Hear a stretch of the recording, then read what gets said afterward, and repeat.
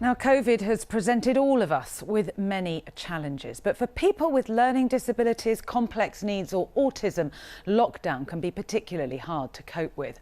According to the Office for National Statistics, 41% of disabled people feel the pandemic is affecting their mental health and well-being. The National Autistic Society says 85% of people with autism say their anxiety levels have got worse. They're also 7 times more likely to be chronically lonely than the general population.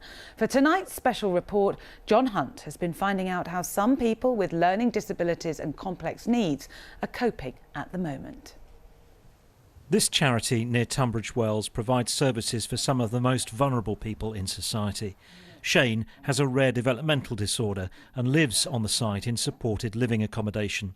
Caring for the small animals here helps keep him calm, but he's finding lockdown hard to cope with. Really cross, angry. I just really want to punch the wall because I'm so depressed because of this lockdown. It's gone far enough, mate. It's gone far enough. For Shane, social distancing doesn't come easy. If I'm standing there 2 meters, right, and then you're standing there and he's standing there, and I'm like, okay, I have to do what I've been told. But it's just really hard. It's really hard. Gemma has cerebral palsy and a learning disability and used to come to the centre twice a week to work on her art, cooking and computing. Gemma says she's coped quite well with the coronavirus restrictions, except I can't see my friends and family, and it's been hard. Disabled people say the impact on them of coronavirus restrictions has been underestimated. I think people with learning difficulties and autism really rely on a really clear routine for them, and that's all been really kind of taken away from them at this time. We've seen anxiety levels and people's mental health deteriorate because of that.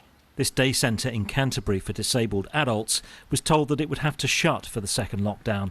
But its manager, concerned about the impact that would have on service users, was able to persuade social services to change their minds. When people like this are more vulnerable and have more mental health issues, and there's no reason for us to have been shut to stop them coming.